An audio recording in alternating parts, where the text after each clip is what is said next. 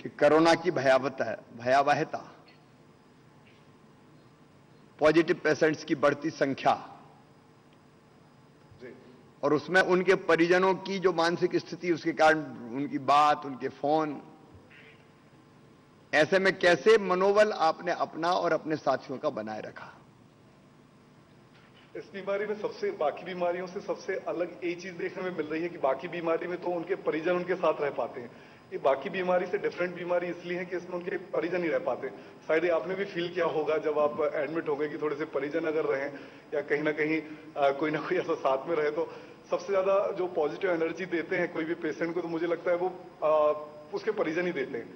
तो इसमें हम लोगों ने बहुत हद तक डील्स करने सब चीजें शुरू करके एक हेल्प डेस्क शुरू करी, वीडियो कॉलिंग की जितने भी पेशेंट हैं उनके परिजनों को दिखाने के लिए हर बेड पे जाके उनकी वीडियो कॉलिंग शुरू करी। जितने भी हमारे यहाँ पे कलेक्टर सर, कमिश्नर सर, वो भी फ्रिक्वेंटली उनसे वीडियो कॉल करके उनको मोटिवेट करते, उनसे बात करने की कोशिश करते और उनको समझाने की कोशिश करते कि आप सही हैं। और साथ में जो परिजन, इसमें सबसे एक और बड़ी प्रॉब्लम आ रही थी कि परिजन सामने मरीज नहीं देख रहे रहते, तो उनके मन में बहुत सारी उत्सुकता रहती है, बहुत सारे उनके क्वेश्चन रहते हैं। तो हम लोगों ने भी एक सिंगल प्लेटफॉर्म बना के कि जितने परिजन हैं, हमारे डॉक्टर जो ड्यूटी अराउंड लेके आ रहे हैं, तो पूरे जितने भी 40 पेशेंट अगर एडमिट है तो उनके परिजनों से इंडिविजुअली बात करते हैं, उनके 1 to 1 मरीजों के बारे में बताते हैं कि आपके पेशेंट की पोजीशन कैसी है, कैसा है पेशेंट अभी। अब आपको क्या लग रहा है इस जंक्चर पे, जब पेशेंट्स की संख्या लगातार बढ़ती जा रही है, हालांकि आज सुलेमान जी ने कुछ सकारात्मक संकेत भी दिए हैं और कुछ दिनों से हम 22,000 23,000 पर रुके हुए हैं, 22,000 के आसपास है हमारे पॉजिटिव पेशेंट्स की संख्या, लेकिन फिर भी जब इसका कोई ठिकाना नहीं है कि बीमारी कब खत्म होगी, तब कैसा लगता है इलाज करते हुए और मन में क्या भाव आते हैं? मन में भाव तो यही रहते हैं कि जो भी अपने से बेस्ट बने, स्पेशली जो अभी मध्य प्रदेश शासन की तरफ से बेसिकली जो फर्टिलिटी पे फोकस है कि फर्टिलिटी पे कम करने के लिए कैसे अपन प्रयास करें।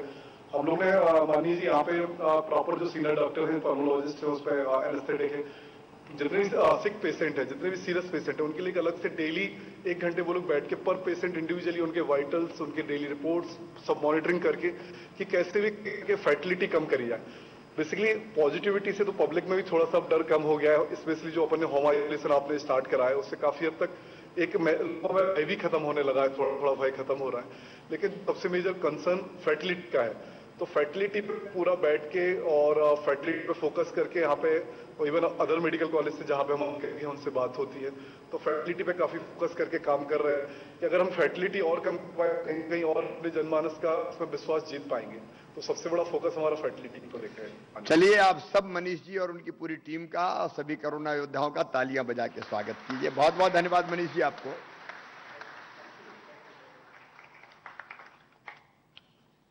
माननीय मुख्यमंत्री जी, अब हम भिंड चल रहे हैं, वहां पर सीएमएचओ डॉक्टर अजीत मिश्रा जी मौजूद हैं। भिंड थोड़ा एक सीमा वाला जिला है, आसपास के आने वाले लोगों से ज्यादा संक्रमण ना आए उसकी व्यवस्था करनी थी, गंभीर जो मरीज थे उनके लिए आईसीयू बेड्स की व्यवस्था करनी थी, आइसोलेशन वार्ड बनाने थे, इसके अलावा 24/7 स्क्रीनिंग करनी थी, जो प्रॉपर्टीज थी उनको एक्वायर करके उसको क्वारंटाइन के लिए फैसिलिटी डेवलप करनी थी। चौतरफा काम था और पूरे समर्पण भाव से डॉक्टर अजीत मिश्रा और उनकी टीम ने काम किया है। तो भिंड के हमारे कोरोना योद्धा और उनका प्रतिनिधित्व कर रहे डॉक्टर अजीत मिश्रा जी। अजीत जी सहित सभी कोरोना योद्धाओं का स्वागत। अजीत जी, भिंड में तो जबरदस्त क्षमता है, लोग साधारण तौर पे डरते भी नहीं है और कई बार ये भी उन्हें सोचा कि क्या करना है, कोरोना क्या कर लेगा। हम तो जब दुश्मन से सीमाओं पर लड़के जीत लेते हैं तो कोरोना क्या बिगाड़ लेगा। ऐसी परिस्थितियों में आपके सामने कौन कौन सी चोरी, क्योंकि भिंड वो जिला है जहां बड़ी संख्या में प्रवासी मजदूर भी आए और जब वो प्रवासी मजदूर आ रहे थे तो उनका टेस्ट करना पड़ता था, उनमें से भी लोग पॉजिटिव निकल रहे थे। मैं तो एक दिन का गवाह हूं और व्यवस्थाएं बहुत ज्यादा थी नहीं। आप बताइए चुनौतियां कैसे आई, व्यवस्थाएं कैसे बनाई और भिंड जैसे जिले में व्यवस्थाओं के सुदृढ़ीकरण के लिए आपने स्वास्थ्य सुविधाओं के मजबूतीकरण के लिए क्या क्या काम किया? सर गुड मॉर्निंग, मैं डॉक्टर अजीत मिश्रा, जिला मुख्य चिकित्सा एवं स्वास्थ्य अधिकारी जिला भिंड बोल रहा हूं। सर, मेरी सबसे बड़ी चुनौती जिले के अंदर जैसा आपने बताया सर, विभिन्न हॉट स्पॉट से जो प्रवासी मजदूर आ रहे थे सर, उनसे क्षेत्र के अंदर सामुदायिक संक्रमण फैलने की जो संभावना थी सर, वो हमारे लिए सबसे बड़ी चुनौती थी। इसके अलावा जन सामान्य में कोविड-19 का एक भय व्याप्त था। चिकित्सालय में जो लोग काम कर रहे थे सर, उनके स्टाफ को स्वयं एवं स्वयं से उनके परिजनों में संक्रमण की आशंका थी। इसके अलावा अन्य राष्ट्रीय कार्यक्रमों का भी हमें जिले में सफल संचालन करना था सर। चुनौती क्या आई, मैं ये पूछ रहा हूं। टेस्ट के समय सबने खुशी से टेस्ट करवाए, पहले तो घर घर टेस्ट कर रहे थे, कॉन्टैक्ट ट्रेसिंग करो, कौन कौन कॉन्टैक्ट में आए ये देखो, तो वैसे समय क्या महसूस हुआ आपको, हमारी टीम को, अमले को? सर, जिस समय माइग्रेशन शुरू हुआ सर, 1 लाख के करीब लोग भिंड के अंदर आए सर, तो जितने भी सीमावर्ती जिले थे, जितने भी सीमावर्ती हमारे नाके थे सर, हमने IITT रणनीति के माध्यम से जो आपने मैसेज दिया था सर, उसके माध्यम से हमने मेडिकल टीमों को लगाया और जितने संदिग्ध व्यक्ति थे सर, उनकी स्क्रीनिंग की। हमारी मेडिकल टीमों ने रात दिन एक करके उनको काम किया। जगह जगह पर हमने पंचायत लेवल पर एवं ब्लॉक लेवल पर क्वारंटीन सेंटरों को बनाकर उनको आइसोलेशन करने का कार्य किया गया सर। यह काम करते करते समय आप और साथ में बैठे साथीगण और बाकी भी पूरी टीम जिसने काम किया, 2 चिंताओं का आपको सामने करना होता है कोरोना में सर। एक, मरीज का ढंग से इलाज, और दूसरे स्वयं के बचाव की व्यवस्था, कि हम खुद ऐसी स्थिति में ना पहुंच जाएं कि हम ही पॉजिटिव हो जाएं। और हम पॉजिटिव होने में अपना डर नहीं रहता, अपने डर के साथ साथ परिवार का डर कि हम अगर हो गए और हम पता ही नहीं चला 1-2 दिन और घर चले गए, तो परिवार में बच्चों का क्या होगा, पत्नी का क्या होगा या पति का क्या होगा। ऐसी परिस्थितियों में जब परिजन भी पूछते होंगे कि आज अस्पताल से आओ कितने पेशेंट देखे, तब अपना मनोबल और परिजनों की चिंता का समाधान कैसे किया? मैंने स्वयं जब कोविड-19 के मरीज भिंड जिले में बढ़े, तो मैंने कोविड वार्डों में जाकर as a team leader sir, मैंने सभी मरीजों की चिकित्सा व्यवस्थाओं का जायजा लिया। स्वास्थ्य अमले को साथ लेकर मैंने सुबह शाम दोनों टाइम राउंड लिया वार्डों में, जिससे हमारा जो स्वास्थ्य अमला था उसके जो है उत्साहवर्धन हुआ उसका। इसके अलावा उत्साहवर्धन के अलावा जिले की जो जनता थी, संस्था के प्रति उनमें एक विश्वास का भाव जागृत हुआ था सर। इसके बाद देर रात तक जो हमारे कर्मचारी काम करते थे, उनके साथ में स्वयं बैठकर सपोर्टिव सुपरविजन के साथ उनके मनोबल को बढ़ाता था सर। एक बात मैं केवल पूछ रहा हूं कि घर में कौन कौन है आपके परिवार में? मेरे घर में सर एक वाइफ है सर, और एक फादर इन लॉ रहते हैं जो हाई रिस्क में है सर, 87 ईयर्स ओल्ड हैं। तो जब आप जाते थे तो कभी पूछा नहीं कि कितने पेशेंट देख के आए हो और अब हमारा क्या होगा, या कहां डॉक्टर बने हो कोरोना के टाइम में, छोड़ो छाड़ो कुछ और करो? सर 6 महीने से मैं जो है घर में आइसोलेट होकर रह रहा हूं सर, क्योंकि मेरे father in law high risk में है, तो मैं उनके कमरे में तो गए नहीं हूं 6 महीने से सर। और मैं आइसोलेट होकर जो कोविड-19 के जो प्रोटोकॉल हैं उनका पालन करता हूं सर, डेडिकेशन के साथ काम कर रहा हूं सर। चलिए स्वागत कीजिए डॉक्टर अजीत जी का, और अजीत जी का नहीं, आप सब डॉक्टर्स का, पैरामेडिकल स्टाफ्स का और कोरोना में लगे हुए बाकी सब साथियों का। कोरोना ऐसी महामारी की जिसने अपनों को दूर कर दिया और 6-6 महीने हो गए अपनों से मिल नहीं पाए। ये समर्पण की अपने आप में एक अद्भुत मिसाल है, और इस मिसाल प्रस्तुत करने वाले सभी कोरोना वॉरियर्स का सम्मान, उनको प्रणाम। अगला ना सर, अब हम इंदौर चल रहे हैं सर। अंशुल मिश्रा जी से हम बात करेंगे। आप डॉक्टर अंशुल मिश्रा एपिडेमियोलॉजिस्ट हैं, और जिस दिन उन्होंने पदभार ग्रहण किया उसी दिन से ये लगातार समर्पित भाव से काम कर रहे हैं। और सबसे बड़ी बात यह है कि कोरोना में आंकड़ों का जो अद्यतन किया जाना और उसका विश्लेषण बहुत ही महत्वपूर्ण है। तो इन्होंने इंदौर जैसे शहर में स्थितियों को सामान्य की तरफ ले जाने में बहुत ही महत्वपूर्ण रोल अदा किया है। इंदौर का प्रतिनिधित्व अंशुल मिश्रा जी द्वारा, लेकिन सभी कोरोना योद्धा आपसे मुखातिब हैं सर। अंशुल नमस्कार। नमस्कार सर। कैसे हो बेटी, आप ठीक हो? जी सर। अपने काम को कोरोना जैसी अच्छा, इंदौर तो ऐसा शहर था जहां सबसे ज्यादा फैलाव कोरोना का हुआ। प्रारंभ 1% मिला हमको जबलपुर में, लेकिन उसके बाद सबसे तेजी से कोरोना फैला तो इंदौर में। ऐसी परिस्थितियों में अपने कोरोना वॉरियर्स के साथ, अपनी टीम के साथ, अपने मित्रों के साथ आपका काम थोड़ी अलग तरह का था। कैसे आपने किया? सर, सबसे पहले बहुत बहुत धन्यवाद कि आपने मुझे प्रदेश के सभी एपिडेमियोलॉजिस्ट को प्रदर्शित करने का सौभाग्य दिया। सर, हम आईडीएसपी शाखा के अंदर एपिडेमियोलॉजिस्ट के पद पर हैं, जिसका मूल कार्य सर जिला की महामारी के डेटा पर नियंत्रण करना है।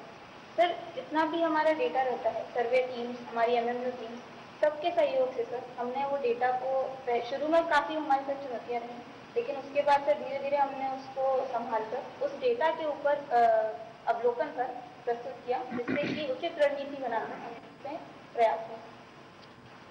कितने घंटे काम करना पड़ा? सर 10-11 घंटे सर, कम से कम सर रोज से करते हैं। 10-11 घंटे। अच्छा, ये जब डेटा आप संग्रह करते थे, संकलित करते थे, तो करते करते संख्या देखते होंगे तो मन में क्या भाव आते थे?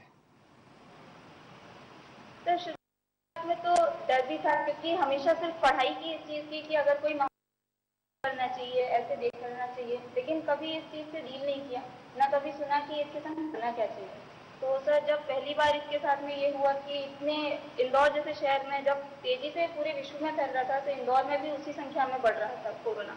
तो सर, शुरू में तो ऐसा लगता था कि इस पर कंट्रोल कैसे पाया जा सकेगा, लेकिन प्रशासनिक विभाग, बाकी अन्य सभी विभागों, मैदानी कार्यकर्ताओं, सभी के सहयोग से सर धीरे धीरे इस चीज से हम लोगों ने अपने प्रयास जारी रखे।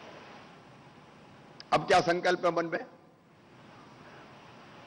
सर, संकल्प सिर्फ यही है कि हम जल्द से जल्द इस जंग से जीत जाएं और हमारा प्रदेश कोरोना मुक्त हो जाए। चलिए, अंशुल का स्वागत कीजिए।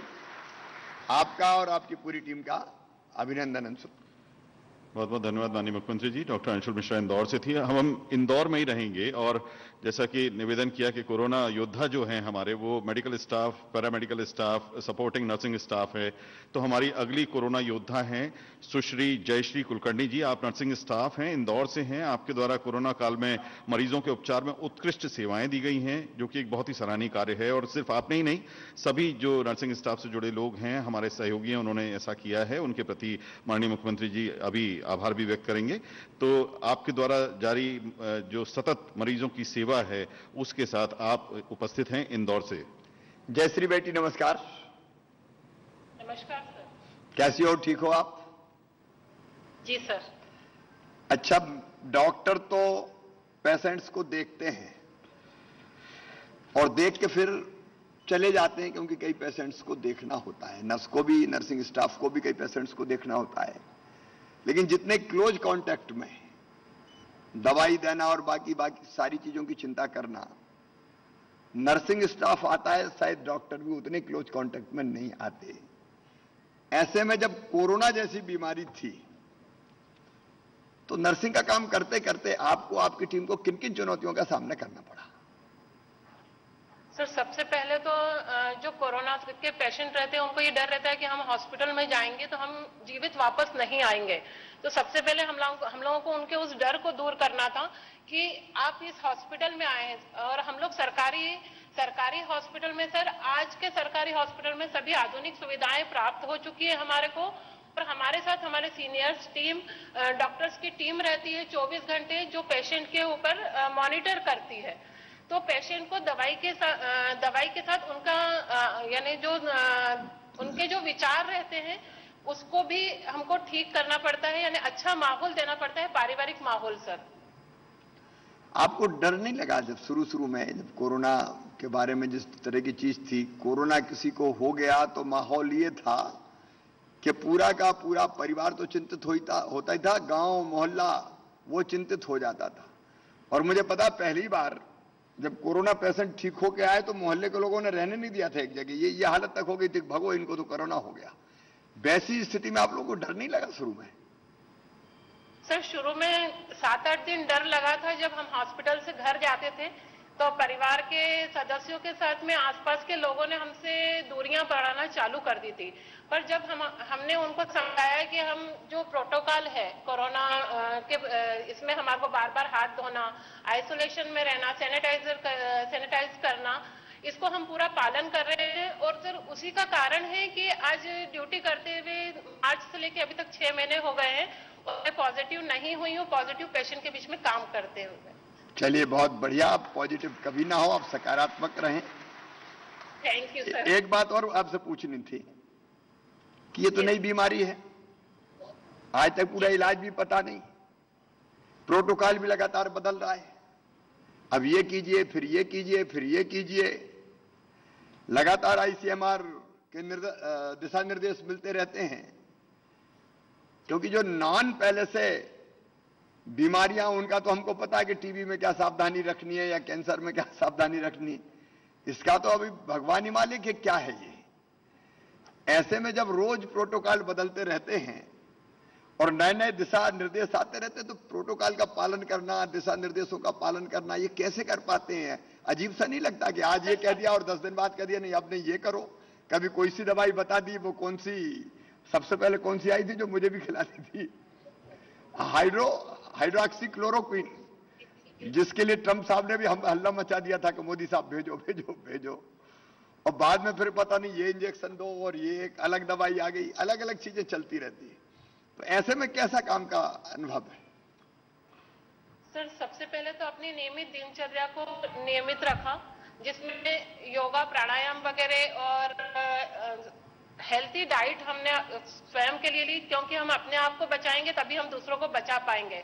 और हम लोगों को जो भी अभी ऑक्सीजन थेरेपी, वेंटिलेटर या बाईपेप वगैरह जो भी आधुनिक उपकरण आ रहे हैं सरकार के द्वारा और हमारे एमजीएम मेडिकल कॉलेज के द्वारा हमको प्रदान किए जा रहे हैं, उससे हमको दिन प्रतिदिन ट्रेनिंग दी जाती है। सर ड्यूटी आवर्स के बाद हमारे को फॉलोअप लिया जाता है, हमारे डीन मैडम, हमारे सीनियर्स डॉक्टर, और हमारे को यानी कभी ये नहीं लगा कि हम अकेले ड्यूटी कर रहे हैं। हमारे साथ हमारी एक पूरी टीम, एक परिवार के मुखिया और पूरे परिवार के सदस्यों की तरह हम उस हॉस्पिटल के माहौल को रखते हैं सर, जिससे कि हमारे पेशेंट रिकवरी रेट बढ़ता है और हमारा पेशेंट जल्दी से जल्दी 7 से 8 दिन में ठीक होकर अपने घर जाता है। सर चलिए बहुत बहुत आपका आभार इन कठिन परिस्थितियों में। और नर्सिंग जो हमारा पैरामेडिकल स्टाफ है, नर्सिंग स्टाफ है, उसने अद्भुत समर्पण दिखाया है। मैं आप सबको प्रणाम करता हूं, आपको बहुत बहुत धन्यवाद। माननीय मुख्यमंत्री जी, आपने सही कहा कि पैरामेडिकल स्टाफ है, इसमें बहुत लंबी लिस्ट है जो हमारे कोरोना योद्धाओं का संसार बृहद से बृहत्तर बनाता है। इसमें फार्मासिस्ट हैं, डेटा मैनेजर्स हैं, वार्ड बॉयज हैं, एएनएम्स हैं, आशा कार्यकर्ता हैं, स्वच्छता कर्मी हैं, शवगृह में जो सहायक होते हैं वो हैं। तमाम लाख से ज्यादा कोरोना योद्धाओं से आप इस समय मुखातिब हैं। हम इंदौर में ही रहेंगे, लेकिन अब हम बात करेंगे सुश्री अपूर्वा तिवारी जी से, जो कि एक डेटा मैनेजर हैं। अपूर्वा तिवारी जी। अपूर्वा, मेरी आवाज सुन रहे हैं आप? Yes sir. आप अपने इस महामारी के बारे में काम करते करते क्या अनुभव आए, बताइए। सर्वप्रथम श्रीमान को नमस्ते, धन्यवाद कि मुझे बोलने का मौका दिया। इतने बड़े मंच पर मेरा उत्साहवर्धन किया जा रहा है। और जैसा कि हम सबको पता बेटी, ये है बेटी अकेले आपका उत्साहवर्धन नहीं है, आपके समान काम करने वाली हजारों बेटियों का और बेटों का उत्साहवर्धन है। सर मैं सभी की तरफ से धन्यवाद कर रही हूँ। सुनाइए। जैसा कि हमें पता है कि कोरोना महामारी में मुख्य रूप से चिकित्सकों का योगदान होता है, पर मैंने जो भी मेरी टेक्निकल एजुकेशन की थी उससे मुझे पता चला कि हम लोग अत्याधुनिक तकनीकों का इस्तेमाल कर भी नियंत्रण कर सकते हैं। डेटा के संधारण में सर टेक्नोलॉजी का बहुत बड़ा योगदान होता है। कैसे हम एनालिसिस कर सकते हैं, positivity rate, high risk contact, first contact, इन सब का डेटा पोर्टल पर चढ़ाकर हम किस तरीके से एनालाइज करके रणनीतियां बना सकते हैं कि हम कोरोना को मात दे पाए। अब लंबी चलने वाली बीमारी है ये, अभी तक इलाज का ठिकाना नहीं है, तो ऐसे समय आप क्या सोचते हैं? सर अभी तो मेरा मुख्य उद्देश्य यही होता है कि हमारे जिले में उपस्थित जितनी भी मेडिकल फैसिलिटीज हैं उनसे डेटा लेना और एक एनालिसिस करना कि कितना समय एक मरीज को लग रहा है रिकवर होने में, या हमारा फैटेलिटी मोर्टेलिटी रेट कितना है, उसका टूल्स के थ्रू एनालाइज करना उसको। आप अपना काम करते रहिए, क्योंकि आपका काम भी बीमारी को नियंत्रित करने में बहुत महत्वपूर्ण है। रोज उसी के आधार पर हम अपनी रणनीति बनाते हैं। आपको और आपकी टीम को बहुत बहुत धन्यवाद। बहुत बहुत धन्यवाद माननीय मुख्यमंत्री जी। अब हम ग्वालियर में दीपक बाथम जी से बात करेंगे। आप लैब टेक्नीशियन हैं। आपने मेडिकल कॉलेज ग्वालियर में वीआरडीएफ लैब के चालू होने के बाद से ही लैब में कैपेसिटी कम होने के बावजूद उसे सर्वोच्च स्तर पर ले जाने का प्रयास किया। सैंपल की स्क्रीनिंग अच्छी तरीके से करके दूसरों के लिए एक उदाहरण प्रस्तुत किया। लैब टेक्नीशियन ग्वालियर श्री दीपक बाथम जी। दीपक जी नमस्कार, कैसे हो? सर नमस्ते सर। अजी ये टेस्ट कर करके इतने दिन में बोर तो नहीं हो गए कि रोज सैंपल आना निकालना फिर टेस्ट करना? नहीं सर। कैसा लगा जब शुरू में ये सैंपल आई? सैंपल तो एकदम बारूद का ढेर जैसा है कि देखो और टेस्ट करो, तो ऐसा नहीं कि अपन कोई चिपक जाए। नहीं सर, शुरुआत में तो थोड़ा डर लग रहा था, लेकिन जो वहाँ के जो सुपीरियर वगैरह हैं वो मतलब मोटिवेट करते रहते हैं सर। और वहाँ की जो हमारी जो टीम है सर बहुत स्ट्रांग है। मतलब किसी ने भी कभी ऐसी बात नहीं कही नेगेटिविटी वाली। मतलब सबने सबको मोटिवेट करते रहते हैं। जो हमारे सर हैं मिश्रा सर और ऋषि का मैम, तो इससे हम सर हमें पॉजिटिव एनर्जी मिलती है। अजय सैंपल जब सैंपल का तो ये है। हाँ बोलिए। हाँ सर, सैंपल का तो ये है कि सर हमें पता नहीं होता था सर कितने सैंपल आना है आज से हमको। तो वो सैंपल कहो तो 3000 सैंपल 4000 सैंपल सर हमने हाईएस्ट 3900 किए हैं सर एक दिन में। अच्छा, 3200 करने में कितने घंटे लगे आपको? सर मतलब ये था कि इवनिंग में सैंपल रिसीव हुए हैं और 3 या 4 बजे के आसपास हमारी रिपोर्ट फाइनल हो जाती थी। इवनिंग में आपने रिसीव किया और 3 और 4 बजे मतलब सवेरे 3-4 बजे? नहीं सर, दिन में, दूसरे दिन। अच्छा, दूसरे दिन। तो कितने घंटे काम करना पड़ा इसमें? सर 12 से 14 घंटे सर सब लोग काम करते सर। 24 आवर्स लैब ओपन है सर। अच्छा, सैंपल मिलकर कार्य करते हैं। सैंपल का मतलब तो सीधे जो सैंपल पॉजिटिव पेशेंट्स का है तो उसका मतलब तो वायरस उसके अंदर है। तो उस समय सावधानी क्या क्या रखनी पड़ती है जिससे ऐसा ना हो कि संक्रमण? सर हम लोग पीपी किट, हाँ पीपी किट, N95 मास्क और gloves, double gloves sir use करते थे। अच्छा। और मास्क N95 के ऊपर सर्जिकल मास्क भी लगा कर रखते थे।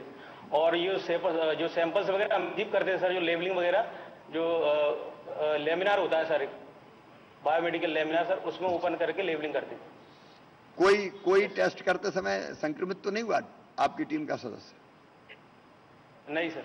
चलिए, ये बहुत अच्छा है। मैं ये और जानना चाहता हूं कि शुरू में तो हमारे पास लैब थी नहीं, बहुत कम लैब थी। जैसा अभी मंत्री जी ने भी बताया कि शुरू में तो क्या था, हमारे पास कुछ थे नहीं, 60 टेस्ट हो रहे थे। बाद में लैब की संख्या बढ़ती चली गई। तो आपने जब शुरुआती दिनों में कितने आरटीपीसीआर टेस्ट किए और अब कितने हम कर रहे हैं? सर शुरुआत तो हमने 60-70 सैंपल पर डे के हिसाब से किया था, लेकिन अभी भी सर सैंपल थोड़े कम हुए हैं तो 2000